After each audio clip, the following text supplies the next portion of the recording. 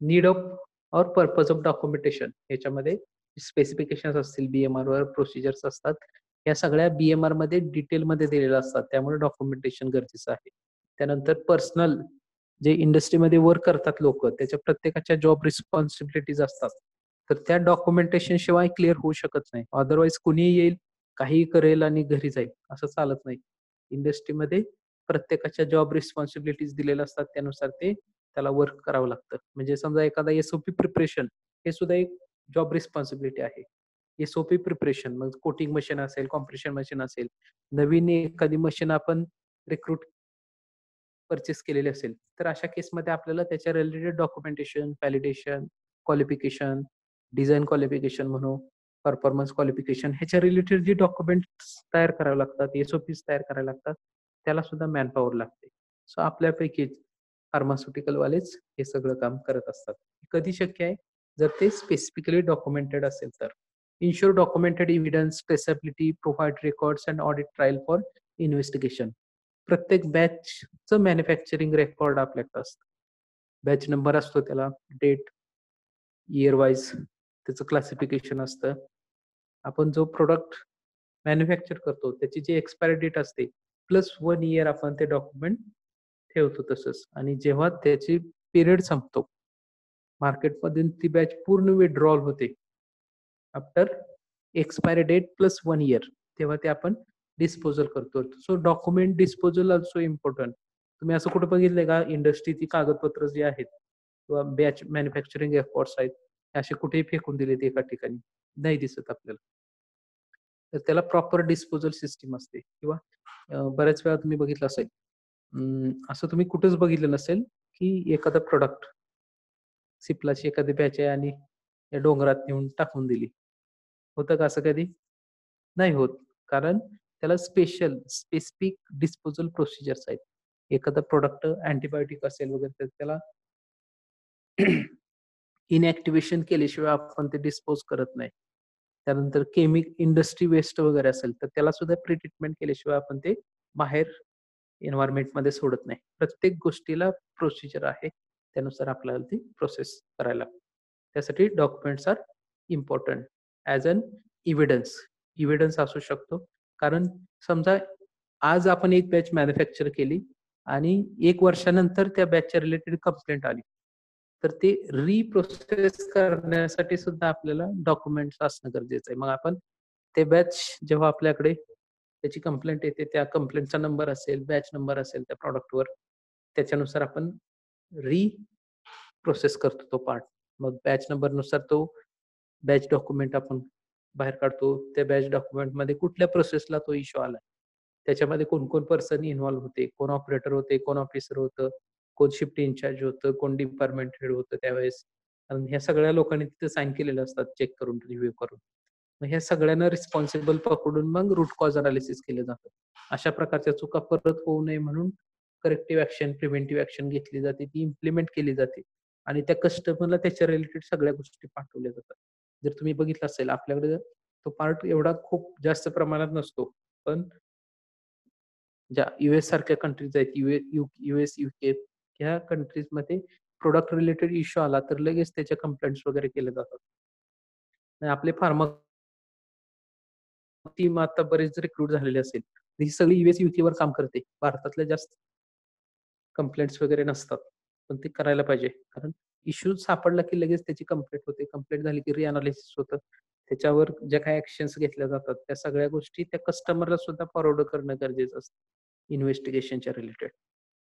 For that we require documentation. Ensure availability of data for validation, review and statistical analysis. किंवा काल ज्या गोष्टी आपण कंप्लीट केलेल्या असतील, त्या जर ओरली सांगत बसलो तर होणार आहेत का कंप्लीट इंडस्ट्रीमध्ये?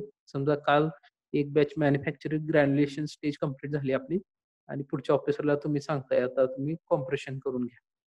ठेवली अशा-अशा ठिकाणी. तर ह्याच्यावरून कुठलीही गोष्ट ट्रेस होणार नाही. एक्झॅक्ट त्याचं स्टेटस आपल्याला माहीत असलं पाहिजे, की ती लुब्रिकेशन झालंय का त्याचं? लुब्रिकेशन झालं असेल तर ते प्रॉपर लुब्रिकेशन आहे का? विदिन स्पेसिफाईड टाईम ते रिव्हॉल्व करून सेपरेट कंटेनरमध्ये ॲड करून ठेवली का नाही? ह्या सगळ्या गोष्टी क्लिअर असणं खूप गरजेचं आहे. त्यामुळं डॉक्युमेंटेशनमधून हे आपल्या सगळ्या गोष्टी ट्रेस करू शकतो. Following the classification of documents, हे वेगवेगळे डॉक्युमेंट्स आहेत for organisation and personal. Quality manual म्हणतो आपण. पर्सनल रिलेटेड ट्रेनिंग फाईल्स असतील. प्रत्येकाची इंडिव्हिज्युअल ट्रेनिंग फाईल असते इंडस्ट्रीमध्ये. तो एंटर झाल्यापासून रिझाईन एक्झिट होईपर्यंत त्याच्या रिलेटेड सगळं डॉक्युमेंटेशन त्या फाईलमध्ये असतं. त्याला आपण पर्सनल फाईल म्हणतो. त्याचं नाव त्या फाईलवर टाकलेलं असतं. त्याचा रिझ्यूम पहिल्यांदा असेल, त्यानंतर त्याच्या ओव्हरऑल अचिव्हमेंट्स वगैरे असतील त्या दुसऱ्या पेजला असतील, त्यानंतर त्यानं ट्रेनिंग कुठले कुठले घेतले त्याचं सुद्धा तिथे इन्क्लुजन असतं. सो ऑर्गनायझेशन आणि पर्सनल लेवलला हे डॉक्युमेंटेशन खूप इम्पॉर्टंट आहे for building and facilities. So जेव्हा आपण नवीन प्लांट स्टार्टअप करतो तेव्हा ज्या फॅसिलिटीच्या रिक्वायरमेंट्स असतात, बिल्डिंगच्या रिक्वायरमेंट्स असतात, ॲज पर रेग्युलेटरी गाईडलाईन्स, ह्या सगळ्या आपल्याकडे रेग्युलेटरी कॉम्प्लायन्सच्या रिलेटेड डॉक्युमेंट्स असायला पाहिजेत आणि ते मेंटेन करायला पाहिजेत. इक्विपमेंट्स असतील, न्यू इक्विपमेंट्स आपण परचेस करत असेल, तर अशा केसमध्ये सुद्धा त्याचं ओव्हरऑल शेड्यूल हे आपल्याकडे डॉक्युमेंटच्या स्वरूपात असायला पाहिजे. Handling of RM and PM, raw material आणि फिनिश्ड प्रोडक्ट मटेरियल, या केसमध्ये सुद्धा त्याच्या हँडलिंग रिलेटेड डॉक्युमेंट्स, म्हणजे एखादी रॉ मटेरियल असेल, एक्सिपियंट्स असतील जे आपण चायनावरून समजा इम्पोर्ट करतोय, तर त्याच्या related quality review, quality documents असतील, त्यानंतर आपण ते परचेस केल्यानंतर त्याचं अनालिसिस करतो, त्यानंतर ते इन्क्लुजन इन स्पेसिफिक प्रोडक्ट, त्याच्या रिलेटेड डॉक्युमेंट्स असेल, हे सगळं हँडलिंग रिलेटेड डॉक्युमेंटेशन आपण सेव्ह केलेलं असतं in that particular organisation. For production and process control, manufacturing related activities असतील त्याचे वेगवेगळे डॉक्युमेंट्स असतात. पॅकिंगला आपण BPR म्हणतो, बॅच पॅकिंग रेकॉर्ड, आणि मॅन्युफॅक्चरिंगला batch manufacturing record, BMR BPR general word आहे. त्यानंतर packaging and labelling control. So पॅकेजिंगच्या रिलेटेड तुम्ही लेबलिंग रिलेटेड इन्स्ट्रक्शन्स वगैरे त्या स्ट्रिपवर वगैरे बघत असाल, तर त्याच्या रिलेटेड सगळी इन्फॉर्मेशन डॉक्युमेंटच्या रूपात आपल्याला तिथे लॅबमध्ये, ऑर्गनायझेशनमध्ये बघायला भेटते. Holding and distribution, laboratory control, records and reports. Reports in the sense ज्या क्युबिकल्स वगैरे असतात फार्मास्युटिकल इंडस्ट्रीमध्ये, समजा 4 मशीन असतील तर 4 क्युबिकल्स असतील, तर त्या क्युबिकलचं क्लिनिंग रेकॉर्ड वेगळं असेल, मशीन ऑपरेशन रेकॉर्ड वेगळं असेल, मशीन मेंटेनन्स रेकॉर्ड वेगळा असेल, पंचेस वगैरे असतात ऑपरेशन मशीनला, तर ते पंच त्याची लाईफ वेगळी असते, त्यानुसार ते पंच रेकॉर्ड वेगळं असेल. ह्या सगळ्या गोष्टी ॲटो मेंटेन केलेल्या असतात त्या ठिकाणी.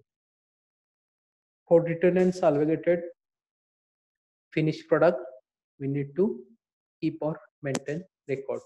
Types of documents used in pharmaceuticals. Specifications नुसार आपण ते डॉक्युमेंट सेव्ह केलेले असतात. ऍक्टिव्ह आणि इनऍक्टिव्ह मटेरियल्स, जे एक्सिपियंट्स असतील, त्या केसमध्ये सुद्धा आपण त्याचं रेकॉर्ड स्पेसिफिकली मेंटेन केलेलं असेल. Primary printed and packing material, intermediate and semi finished product, त्याच्या रिलेटेड ज्या रिक्वायरमेंट्स आहेत, we can reach that requirement with documentation only. याच्यामध्ये वेगवेगळे डॉक्युमेंट्स इन शॉर्ट आपण हायलाइट करतोय. SOPs, that is most important document in pharmaceutical industry. Standard operating procedures, validation करायचं असेल तर ते कसं करायचं, that is given in standard operating procedure. It is a written, authorized functional instruction used as a reference by the person responsible for performance and are also used for training new operators in the performance of procedure. म्हणजे SOP म्हणजे काय असतात, समजा आपण coating एरियामध्ये गेलो तर coating machines असतात. कोटिंग मशीन असेल, त्याच्या अलाइड इक्विपमेंट्स असतील, तर त्या प्रत्येक इक्विपमेंटसाठी ऑपरेशनची प्रोसिजर वेगळी असते, SOP वेगळी असते, आणि क्लिनिंगची SOP वेगळी असते. ऑपरेशन म्हणजे प्रत्येक पार्ट डिसमेंटल आणि परत तो कसा जोडता यावा, प्रत्येक पार्टचं फंक्शन काय आहे, कशा पद्धतीने आपण तो ऑपरेट करू शकतो स्टेप बाय स्टेप, ही सगळी प्रोसेस आपण त्या SOP मध्ये दिलेली असते. So that is operational SOPs and cleaning SOPs. तेच इक्विपमेंट आपण क्लिनिंग कशा पद्धतीने, कुठल्या प्रोसेस करायला पाहिजे, जेणेकरून क्लिनिंग आपल्याला इज ऑफ क्लिनिंग म्हणतो तो बेटर होईल, त्यानंतर क्लिनिंग एजंट्स असेल, क्लिनिंग एजंटचं कॉन्सन्ट्रेशन असेल, ह्या सगळ्या गोष्टी आपण त्या एसओपी मध्ये फाइंड आउट करू शकतो. So that is SOPs. So log books वगैरे म्हणतो आपण इंडस्ट्रीमध्ये जे इक्विपमेंट्स, इन्स्ट्रुमेंट, फॅसिलिटी, त्यानंतर मेंटेनन्स, ल्युब्रिकेशन शेड्यूल, या सगळ्या गोष्टीसाठी आपल्याला डॉक्युमेंट्स लागतात. जसं आपण प्रॅक्टिकलला तुमचे मॅन्युअल्स असतात, तसे प्रत्येक इन्स्ट्रुमेंट, इक्विपमेंटच्या एंट्रीसाठी वेगवेगळे बाउंड बुक्स असतात, ते आपण मेंटेन करत असतो regularly. Test method, it is written and approved document, describe the detailed testing procedure. List, document contain a catalog of any object such as list of equipments. वेगवेगळे equipments असतील प्रत्येक एरियामध्ये, त्याचं इक्विपमेंटची लिस्ट मेंटेन केलेली असते. त्यानंतर त्याचं मेंटेनन्स शेड्यूल असेल, लुब्रिकेशन शेड्यूल असेल, क्लिनिंग शेड्यूल असेल, ते पण ह्याच्यामध्ये मेंटेन केलेलं असतं. Certificate of analysis, it is an authentic document, shows the analytical reports and decision of acceptance or rejections. COA म्हणतो आपण, म्हणजे नवीन एक्सिपियंट्स, ऍक्टिव्ह फार्मास्युटिकल इन्ग्रेडियंट्स आपण परचेस केलेले असतात, तर त्याचं अनालिसिस करत असतो आपण. तेव्हा जेव्हा ते विदिन लिमिट असतात तेव्हा त्याला अप्रूव्ड लेबल लावतो आपण. जर ते अनअप्रूव्ड असेल तर अनअप्रूव्ड लेबल असतं त्याच्यावर. टेस्टेड असेल तर टेस्टेड लेबल असतं. टू बी टेस्टेड असेल तर टू बी टेस्टेड लेबल आपण त्याच्यावर लावलेलं असतं. सो प्रत्येक गोष्टीला फार्मास्युटिकल इंडस्ट्रीमध्ये लेबल्स अटॅच केलेले असतात, जेणेकरून आपण त्याला ट्रेस करू शकतो. एखादी मशीन परफॉर्मन्स कंप्लीट झाल्यानंतर ऍज इट इज आयडल ठेवलेली असेल तर त्या ठिकाणी आपण लेबल लावलेलं असतं टू बी क्लीन. म्हणजे काय, ऍक्च्युअल ऑपरेशन कंप्लीट झालेलं आहे, आता या मशीनला क्लीन करायला पाहिजे. त्यासाठी प्रत्येक इक्विपमेंटला ते लेबल आपण लावलेलं असेल. जर ते क्लीन कंप्लीट झालेलं असेल तर क्लीन्ड म्हणून आपण लेबल लावलेलं असतं. क्लीन्ड, त्यानंतर प्रिव्हियस प्रॉडक्ट कोणता होता त्याचं नाव तिथे लिहिलं असेल, जेणेकरून पुढचा प्रॉडक्ट आपण स्टार्टअप करताना जी काय काळजी घ्यायची असेल ते आपण त्याच्यावरून, त्या लेबलवरून ट्रेस करून घेऊ शकतो. त्यानंतर सेकंड पार्ट आहे बॅच मॅन्युफॅक्चरिंग रेकॉर्ड, BMR म्हणतो आपण त्याला. BMR म्हणजे असं डॉक्युमेंट असतं ज्याच्यामध्ये डिस्पेन्सिंग म्हणजे काय, समजा एखादी बॅच आहे, पॅरासिटामॉलची बॅच आपल्याला प्रिपेअर करायची आहे, तर अशा केसमध्ये आपण काय करतो, पॅरासिटामॉल प्लस जे एक्सिपेंट्स असतात ते सगळे स्पेसिफिक क्वांटिटीमध्ये, समजा 5 लाख पॅरासिटामॉल टॅबलेट तयार करायचे, तर 5 लाखाच्या बॅचसाठी जी काही क्वांटिटी आपल्याला लागते ते आपण स्टोअर मधून डिस्पेन्स करून घेतो. स्पेसिफिक क्वांटिटीमध्ये त्या कंटेनरमध्ये काढून घेतो आणि मग ग्रॅन्युलेशनला ट्रान्सफर करतो.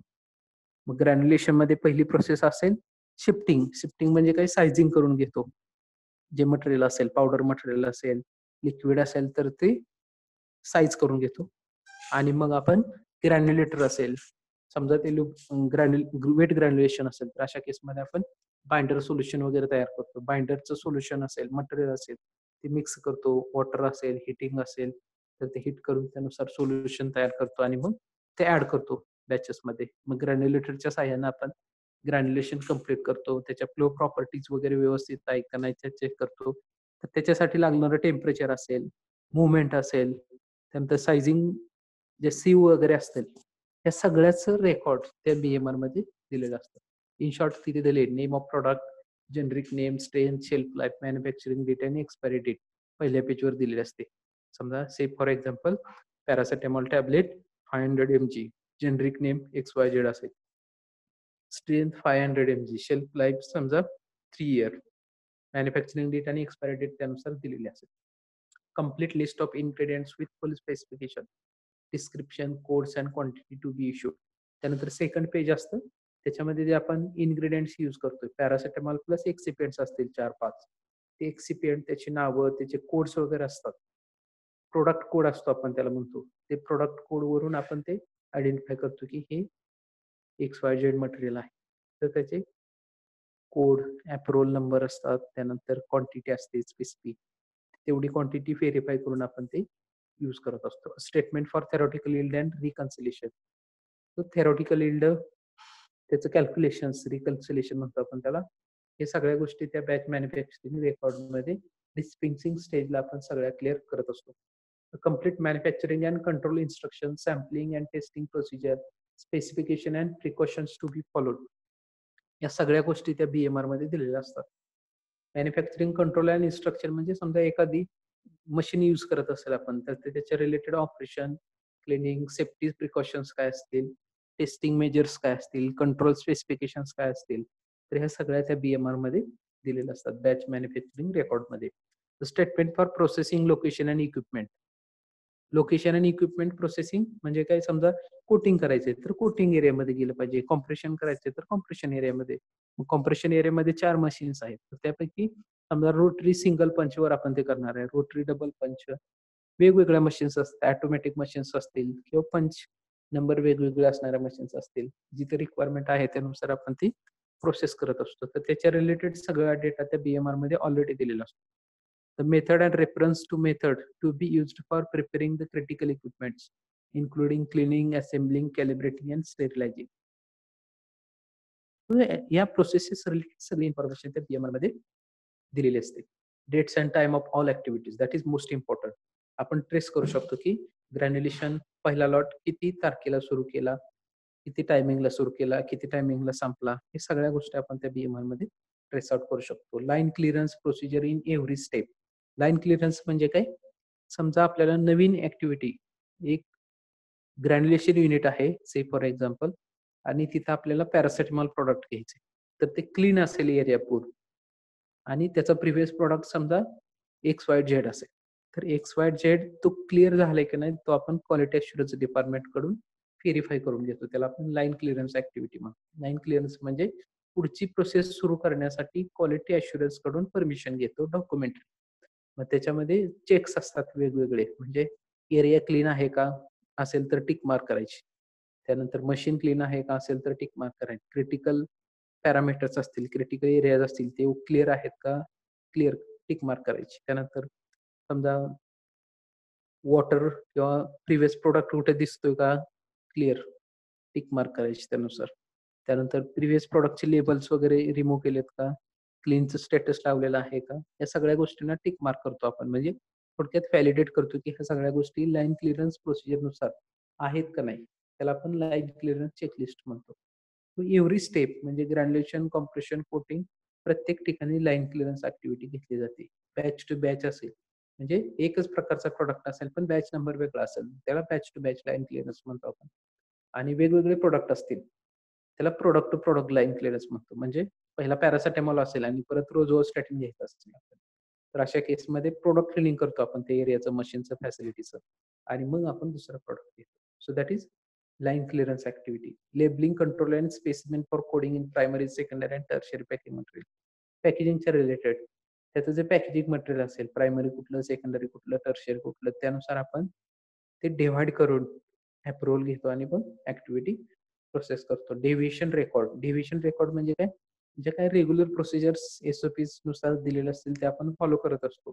जर त्याच्यामध्ये डेव्हिएशन आलं, म्हणजे टेम्परेचर आपण समजा 20 ते 25 मध्ये हीट करायचं आपल्याला, पण चुकून आपण 30 डिग्रीला केलं तर दॅट इज डेव्हिएशन. मग अशा केसमध्ये डेव्हिएशन हँडलिंग डॉक्युमेंट्स असतात ते आपल्याला मेंटेन करायला लागतात. Result of examine made. तर जे काही क्वालिटी कंट्रोल टेस्ट पॅरामीटर्स असतील, in process as well as finish प्रॉडक्टचे असतील, ते सगळे रिझल्ट त्या डॉक्युमेंटवर प्रिंटेड असतात. So that is all about BMR. Batch manufacturing रेकॉर्डमध्ये हे सगळे पॉइंट्स असतात. त्याला आपण BMR म्हणतो. आणि BPR म्हणजे काय, बॅच पॅकिंग रेकॉर्ड, ज्याच्यामध्ये पॅकिंग रिलेटेड ऍक्टिव्हिटीज सगळ्या त्याच्यामध्ये दिलेल्या असतात. General requirement. So good documentation practice मध्ये जनरल रिक्वायरमेंट काय काय आहे. Good documentation constitutes an essential part of quality assurance system. So good documentation practice, it comes under quality assurance. Clearly written procedures prevent errors resulting from spoken communication, and clear documentation permits tracing of activities performed. Documentation must be designed, prepared and reviewed and distributed with care. That is most important. जे काही इक्विपमेंटच्या related SOPs असतील, ऑपरेशनच्या असतील, क्लिनिंगच्या असतील, ते आपण design पण specifically केलेले असतात. म्हणजे अप टू डेट असतात करंट गुड मॅन्युफॅक्चरिंग नॉर्म्स नुसार. जिथं काही चेंजेस किंवा काही केसमध्ये काय होतं, लेंथी प्रोसेस असते खूप डॉक्युमेंटेशन मध्ये, तर त्या केसमध्ये जर आपल्याला अशी आयडिया एखादी सापडली ज्याच्यामध्ये आपण या 4-5 स्टेप्स बायपास केल्या तरी चालू शकतात. तेव्हा आपण मग डॉक्युमेंट अपडेट करतो आणि त्यानुसार मग नवीन डॉक्युमेंट अप्रूव्ह करून घेतो आणि यूज करतो continuously. Document must be approved, signed and dated by appropriate competent and authorised person. हे खूप महत्वाचं आहे इंडस्ट्रीमध्ये. प्रत्येक पेजवर अप्रोप्रिएट पर्सनची साइन असते. म्हणजे समजा ऑफिसर असेल तर ऑफिसरची साइन असते. त्याचा डिपार्टमेंट हेड असेल तर डिपार्टमेंट हेडची साइन असते. चेक्ड बाय आणि अप्रूव्ड बाय अशा 2 वेगवेगळे पर्सनच्या साइन्स असतात प्रत्येक ऍक्टिव्हिटीवर. जेणेकरून आपण त्या क्लिअर करून घेतो किंवा अप्रूव्ह करून घेतो. Documents must have ambiguous content. The title, nature, and purpose should be clearly stated. They must be laid out in an orderly fashion and be easy to check. Reproduced document must be clear and legible. That is most important. म्हणजे प्रत्येक गोष्ट clear असायला पाहिजे. समजा एखादा label असं पडलेलं असेल, एखादा कंटेनर आहे आणि त्याला लिहिलेलं असेल, त्या ठिकाणी लेबल लावलेलं असेल, पॅरासिटामॉल टॅबलेट आणि फक्त सोडून दिलेलं असेल, तर त्याच्यावरून आपल्याला काहीच ट्रेस होणार नाही की ते मॅन्युफॅक्चर व्यवस्थित केलेलं आहे, डिफेक्टेड टॅबलेट्स आहेत का कंप्लीट केलेले आहेत पण इन्स्पेक्शनसाठी ठेवलेत.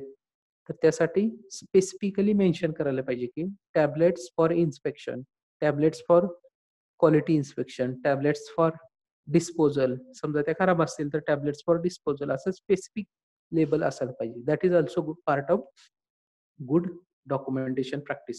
Documents must be regularly reviewed and kept up to date. When document has been revised, system must be operated to prevent inadvertent use of supersedes document. Only current documentation should be available for use. So that is most important. म्हणजे cleaning schedule असेल इंडस्ट्रीमधलं, calibration schedule असेल weighing बॅलन्सचं, तर ते regularly update करायला पाहिजे. तुम्ही calibration केलं की लगेच तिथे एंट्री करायची, हू डन दॅट कॅलिब्रेशन आणि अप्रूव्ड बाय, चेक्ड बाय पर्सनची साइन असायला पाहिजे. समजा ते कॅलिब्रेशन आज तुम्ही चुकून कंप्लीट केलं नाही आणि उद्या करायला गेला आणि क्वालिटी अश्युरन्सच्या समोर ते सापडलं तर त्याला डेव्हिएशन म्हणतो आपण. डेव्हिएशन झाला ऍक्टिव्हिटीमध्ये. मग त्याला डेव्हिएशनच्या रिलेटेड डॉक्युमेंटेशन करायचं, का झालं, 5 एनालिसिस, या सगळ्या गोष्टी पण आल्या तिथे. त्यामुळे current documentation should be available for use. म्हणजे रिअल टाइम एंट्रीज असायला पाहिजे. Document must not be hand written. However, where documents require the entry of data, these entries may be made in clear, legible handwriting using a suitable indelible medium, not a pencil. Sufficient space must be provided for such entries.